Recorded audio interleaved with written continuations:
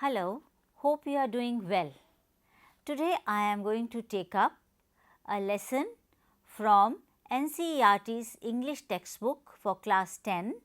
The name of the textbook is First Flight and the name of the story is Madam Rides the Bus. Shall we begin with the story? Have you noticed that in films and cartoons, whenever they show a child and their perspective, the camera goes a bit lower. Adults, buildings and objects are often seen from below to show the perspective of a child. In literature also, there are devices that are used by authors to demonstrate the point of view of children. Sometimes this is expressed through humor, sometimes through confusion at how adults think, and often through games that children like to play. Take a look at your local newspaper. Do you have it right now with you? I am giving you 30 seconds. Bring one newspaper and then I will continue. Okay? Take a look at your local newspaper and identify any cartoons or comic strips written from the point of view of children. Discuss with your family what aspects of children's and adults' lives are shown in them. If you don't find any, you can look for Amul butter ads where a young girl and her expressions and comments are used to reflect on current affairs. So, that is how we built in the perspective of children when we are writing something, and this is the technique that authors use. The lesson that we are discussing today, Madam Rides the Bus, also shows the point of view of a young girl. The author of this story was renowned Tamil writer, journalist and translator. Though his name was R.K. Krishnaswamy, he wrote under a few pseudonyms and Valli Kannan is one of them. Krishnaswamy started writing at a very young age and had published about 25 books by the age of 30. That's amazing. He wrote 75 books spanning various genres such as poetry, plays, essays, short stories and novels in his lifetime. He was also awarded the prestigious Sahitya Akademi Award in 1978 for his critical works on modern Tamil poetry. So, now we know about the author and now we are going to discuss the story. Through the character of Valli, Valli is the name of that young girl. In Madam Rides the Bus, Valli Kannan depicts the curious nature of children. Children are by nature very curious. Even if they are very young, they want to touch everything, they want to taste everything, and when they grow up a little, when they start walking, they want to explore everything, and then there is no end to the exploration. They want to explore things further ahead. They want to experience new things with great eagerness. Through this story too, we get to see the world from the perspective of a child, the experience of her first bus ride has been depicted in a humorous and in a very interesting way. Please note, this story was translated from Tamil to English by S.K. Sundaram and has been illustrated by the famous cartoonist R.K. Lakshman. Open your books on page 116 and 117. Look at the cartoon. You will really appreciate it. Before I take up the story, there is one activity. Now, look at the words and phrases given below. I am going to share them with you. Then put a tick against the ones you think you will find in the text. This requires some imagination on your part. How would a bus journey be? Right? Who all would be there with you? think of the scene and select what you think fits.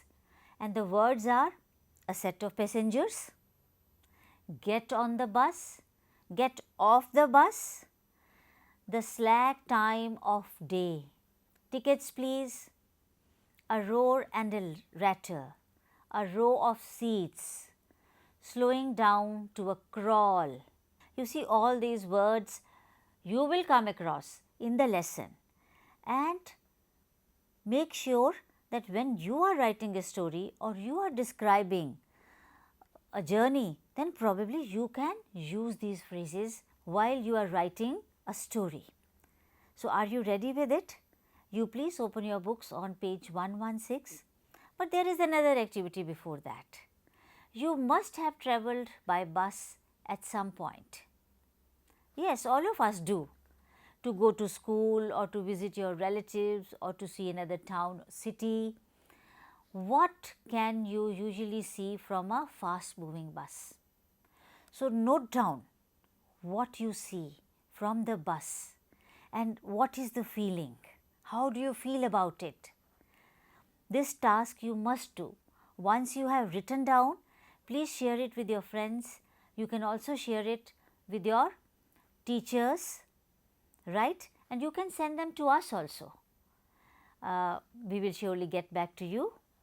Maybe when you are trying to write, you are trying to describe, you will find that you find rivers, green fields, hills, roadside shops, marketplaces, railway tracks, moving trains, vehicles on the road, trees, a crowd, clothes in shops, animals, all these things you see.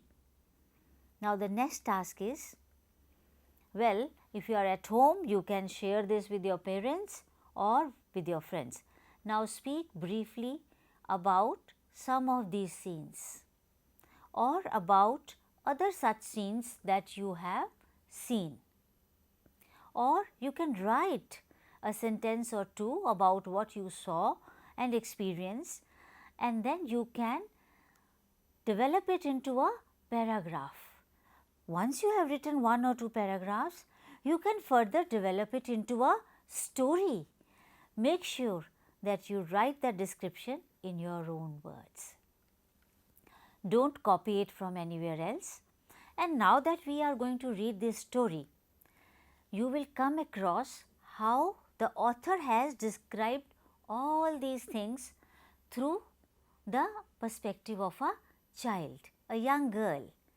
So, when I am reading, note down these phrases which you might useful when you are writing on your own. So, shall we begin with the story now? It is on page 117. There was a girl named Valliamai who was called Valli for short. She was 8 years old and very curious about things. Her favorite pastime was standing in the front doorway of her house, watching what was happening in the street outside. There were no playmates of her own age on her street, and this was about all she had to do. But for Valli, standing at the front door was every bit as enjoyable as any of the elaborate games other children played. Watching the street gave her many new unusual experiences. Her observation power was very strong, and I think I want to share it with you that great writers have keen observation. So, you also start observing things around you minutely and then reflect on that, and that will give you an idea how to write a beautiful piece. The most fascinating thing of all was the bus that travelled between her village and the nearest town. It passed through her street each hour, once going to the town and once coming back. The sight of the bus, filled each time with a new set of passengers, was a source of delight for Valli. Day after day, she would stand on her door and watch the bus, and gradually a tiny wish crept into her head and grew there. What could have been her wish? She wanted to ride on that bus, even if just once. This wish became stronger and stronger until it was an overwhelming desire. Does it happen with you also, students? That you desire for something, then it becomes strong and then you want to do it. If that's the case, note down what is it, and then we will discuss about it later. Wali would stare wistfully at the people who got on and off the bus when it stopped at the street corner. Their faces would kindle in her longings, dreams and hopes. Underline these three words: longings, dreams and hopes. Do you also long for something? And when you long for something, that becomes your dream, because you cannot forget about it during the day or at night, and then you hope to get it. So, when you desire to get it, what do? You work hard, you make plan to achieve that. It can happen with any one of us. Okay? This is a part and parcel of our life. And what was Wali's desire? Her desire was to ride that bus. If one of her friends happened to ride the bus and tried to describe the sights of the town to her, Wali would be too jealous to listen and would shout in English, "Proud, proud." Neither she nor her friends really understood the meaning of the word, but they used it often as a slang expression of disapproval. You see, Wali must have picked up the word proud from somewhere. So, if anyone described the town, she would say proud, proud. Actually, they are, being proud of something which others have not experienced. So, it was used as a slang and it was an expression of disapproval. Over many days and months, Wali listened carefully to conversations between her neighbors and people who regularly use the bus, and she also asked a few discreet questions here and there, because she didn't want to reveal her plans. So, she asked very discreet questions. Discreet means not very obvious. This way she picked up various small details about the bus journey. The town was 6 miles from her village. The fare was 30 paise one way, which is almost nothing at all. She heard one well-dressed man say, but to Wali, who scarcely saw that much money from one month to the next, it seemed a fortune. Yes, obviously, for a child at that time, 30 paise would have been a big sum. And why would she get that money from her parents? Therefore, the trip to the town took 45 minutes. On reaching town, if she stayed in her seat and paid another 30 paise, she could return home on the same bus. So, she was planning, an 8-year child, and she is making a plan to ride the bus. This meant that she could take the 1 o'clock afternoon bus, reach the town at about 45 and be back home by about 2:45. On and on went her thoughts as she calculated, recalculated, planned and replanned. Look at the words now: calculated, recalculated, planned, replanned. We all do that. We plan our timetable. If we feel something has been left out, we replan it. So, in her mind, even Wali was planning her visit to the town. Do you think she wanted to visit the town? Not really. She wanted to ride the bus. She wanted to experience that. I hope part 1 is clear to you. We stop here for comprehension check. I am going to ask you a few questions. They are there in your book also on page 119, and then we will discuss. My first question is, have you ever felt a strong desire to get something or to do something that is a secret wish? What would be the fair means to get that?